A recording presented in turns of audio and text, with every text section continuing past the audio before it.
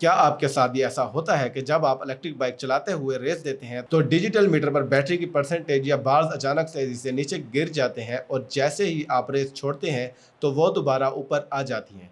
बहुत से नए सवार इस चीज़ को देखकर सख्त परेशान हो जाते हैं कि शायद इनकी बैटरी ख़राब हो गई है या मोटर हद से ज़्यादा करंट खा रही है।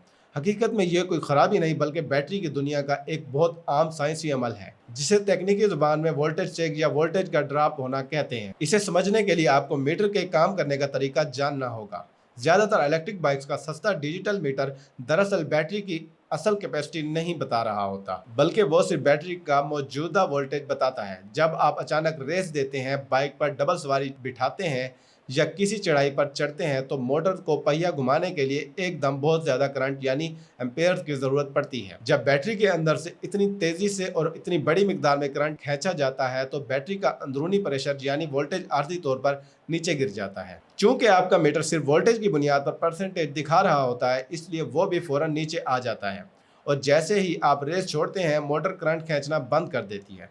वोल्टेज अपनी असल जगह पर वापस आ जाता है और मीटर दोबारा बैटरी फुल दिखाने लगता है। लीड एसिड बैटरियों में ये वोल्टेज चेक बहुत ज्यादा वाज़ेह और नुमाया नजर आता है, जबकि अच्छी क्वालिटी की लिथियम और लिथियम आयन बैटरियों में लाइफ PO4 फास्फेट ड्रॉप कदरे कम होता है। एक एक्सपर्ट के तौर पर मेरा मशवरा है कि बाइक चलाते हुए कभी भी रेस देने की हालत में बैटरी की परसेंटेज पर भरोसा न करें।